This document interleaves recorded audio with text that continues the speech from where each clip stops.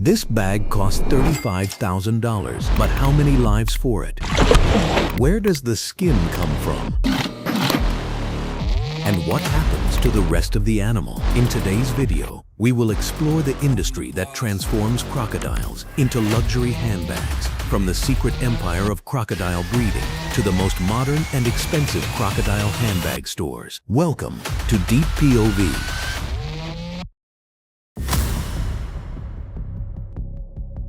Luxury doesn't begin in Paris. It begins in the swamps of Southeast Asia, in the wetlands of Vietnam, Thailand, and Australia. So we grow a crocodile for 3 years and then we've got to find 10% of its value to give to the government before we even get any money back for it. Crocodiles are raised in captivity, not to roam, but to lie still.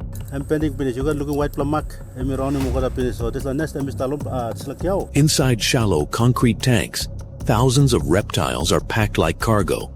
The goal, unblemished skin. The less they move, the fewer scars. And the fewer scars, the higher the price. Over 1.5 million crocodiles are bred each year, not caught, bred solely to be skinned. Luxury houses like Hermes and Louis Vuitton source tens of thousands of hides annually from farms where oversight is minimal. Some crocs live in silence, others are starved to keep them lean. Some are fed hormones to accelerate growth. It's all calculated to reduce stress and raise skin value. These are not wild predators anymore. They're biological leather machines. And if they pass inspection, they move forward. But here's the dark twist. The animals we've seen so far, they're the lucky ones. Because in this industry, even being born isn't enough. You have to be flawless. But how do you engineer perfect skin from a prehistoric predator? The answer is more human than you think. In fashion, perfection is non-negotiable. So the industry doesn't wait for nature, it rewrites it. Inside biocontrolled farms, crocodiles are bred for symmetry. Only those with smooth bellies and flawless scales make the cut. The rest, discarded or turned into second-tier goods. And when genetics fail, chemistry intervenes. Hormones, growth regulators, artificial light, shallow tanks, all designed to suppress aggression and shape the skin. The killing? Coldly precise. Electrocution, surgical brain stabs. No bruises, no blemishes, because even death must preserve the product. Once dead, the skins are removed, cooled, and graded. Only perfect hides move forward. In modern tanneries, skins are soaked, limed, stretched, and cut with laser precision. One flawless hide, worth over $1,000. Luxury houses rarely touch this stage. They simply buy what's best. No questions asked. Because what matters is not how the animal lived, only how the leather looks. And here's the hidden truth. For every premium bag, there are dozens of ugly crocs. Scars, color flaws, imperfect textures. But don't think they're wasted. They just vanish into lower shelves. But what happens to the rest of the animal? You might have already eaten it without ever knowing. Most people assume crocodiles are farmed for meat. But meat is just the byproduct. Once the skin is removed, the carcass is moved to adjacent facilities. Silent, sterile, efficient. Heads off, tails cut, organs scooped, vacuum packed, labeled, shipped. But here's the twist. The meat ends up in places you'd never expect. Supermarkets, frozen food aisles, fancy restaurants. But rarely with a crocodile on the label. Instead, it's sold as delicacy protein or exotic fillet. The goal? Detachment.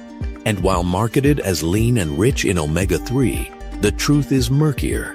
Chemical tenderizers, flavoring agents, additives to mask the swampy aftertaste. Why? Because the meat's value is microscopic compared to the skin. A bag might sell for $40,000, a whole carcass, maybe $200 if that. It's not meat, it's leftovers, repurposed, renamed, repackaged. But once the skin is prepped, it must undergo the most delicate transformation of all, from predator to purse. By the time the leather reaches Europe, it doesn't smell like reptile. It smells like wealth, dyed, softened, polished. It's ready for transformation. In quiet ateliers guarded from the world, artisans begin their ritual. No machines, no noise, just hands. Each bag starts from a template. Every hide is measured, cut, and stitched with surgical precision. Some models use 3 crocodiles for a single bag. One mistake and the material is ruined. But the customer doesn't pay for labor. They pay for symbolism. A crocodile Birkin doesn't whisper leather. It screams power. These bags are auctioned like rare art, insured like property, and stored like investments. Some outperform gold. But what no one tells you, the real cost. Breakdown, tanning, $120. Shipping, $80. Labor, $150. Branding and logistics, $50. Total $400 to $600. And yet, Hermes, Gucci, Louis Vuitton price these bags at $35,000 to $100,000. Some limited editions resell for $380,000, more than a Ferrari, all from a material worth less than $1,000. But the illusion of scarcity drives the price. Brands limit access, require loyalty, engineer exclusivity. They don't sell bags, they sell stories.